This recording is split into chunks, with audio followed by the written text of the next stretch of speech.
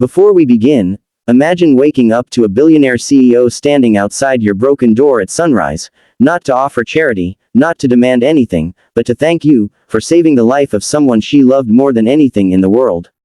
This is the story of a poor single father who took the only night job no one else wanted, yet his single act of courage turned his entire life upside down by morning. Trust me, you'll want to hear every second of this.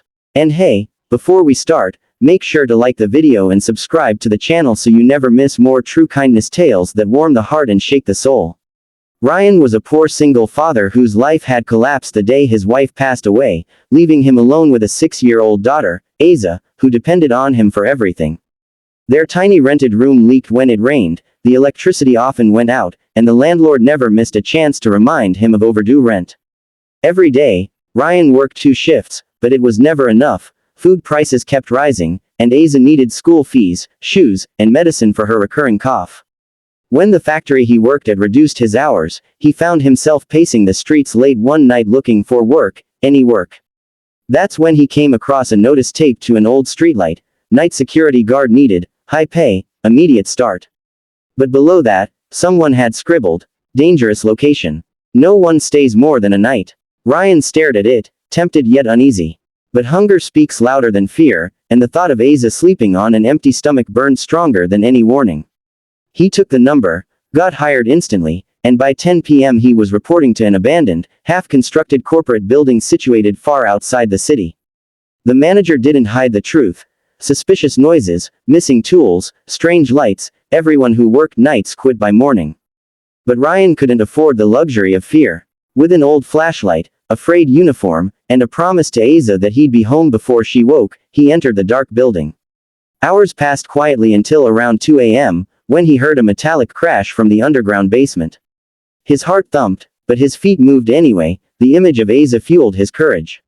As he descended the dusty concrete steps, he saw something unexpected: a young girl, maybe 8 or 9, sitting behind construction materials, crying, bruised, freezing, her hands tied.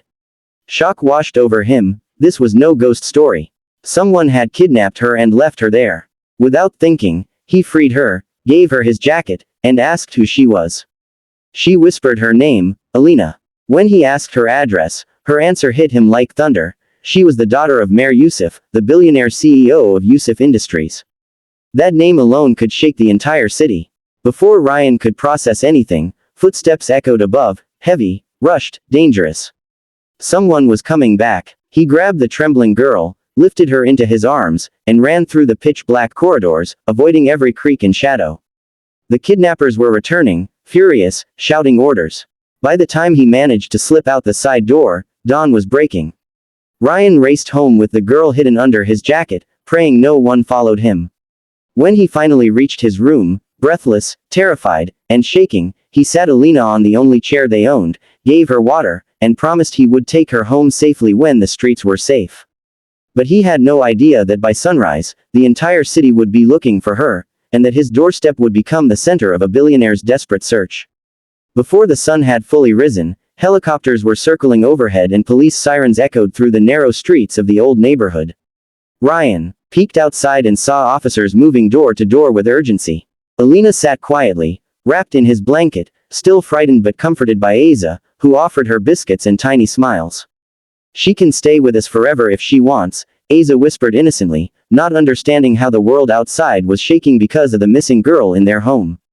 Suddenly, a convoy of black cars screeched to a halt in front of their building, and within seconds the entire street was swarming with guards in suits. Before Ryan could move, their shaky wooden door swung open, and a woman rushed in, strong, elegant, powerful, yet trembling like any mother whose child had been lost. Mayor Yusuf, the billionaire CEO, dropped to her knees the moment she saw Alina and burst into tears as she held her daughter tightly. For several minutes, the room was filled with nothing but sobs and relief. Then Mayor looked up at Ryan, this poor man in a torn shirt, exhausted, eyes red from the night, and asked in a breaking voice, how did you save her? Ryan explained everything, from the abandoned basement to the escape, leaving out nothing. Every word tightened Mayor's expression, not with anger but with overwhelming gratitude. She stood up, wiped her tears, and said firmly, "You saved my daughter's life.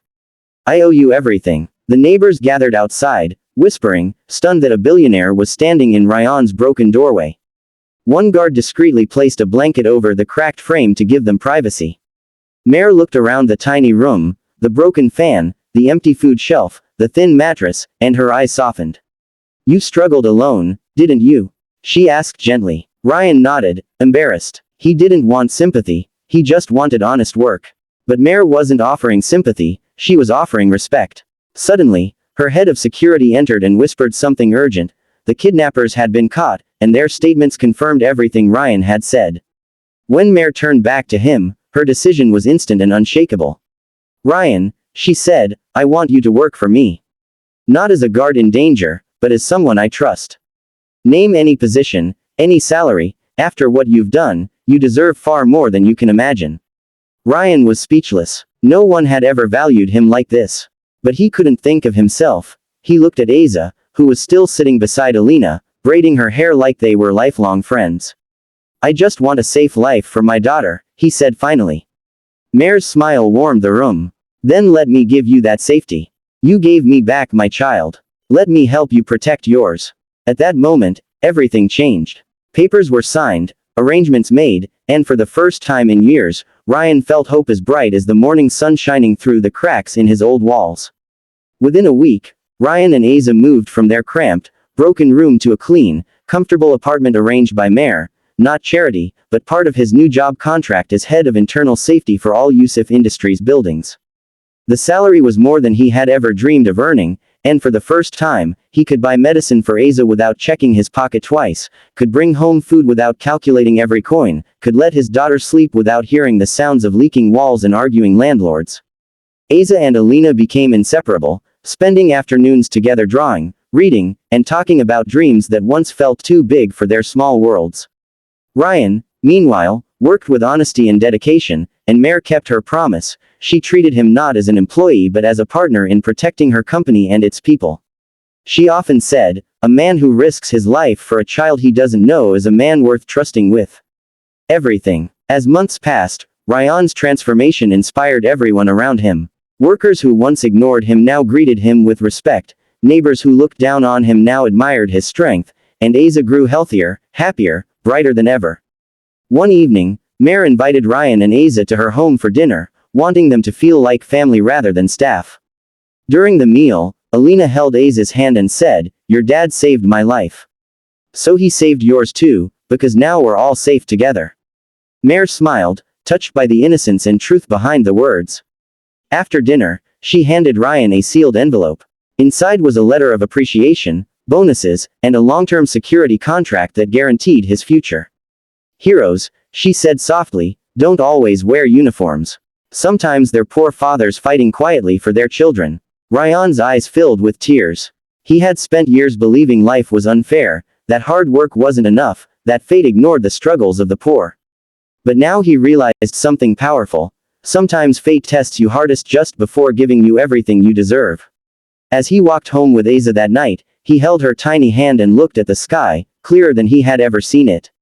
A new dawn had begun for them, not because of money, not because of luck, but because of kindness, courage, and a night job no one wanted, which turned into a miracle at sunrise. And just before the video ends, dear viewers, if this story touched your heart, make sure to like the video and subscribe to the channel so more people can experience these true kindness tales that remind us, even in the darkest nights, a single act of goodness can change everything.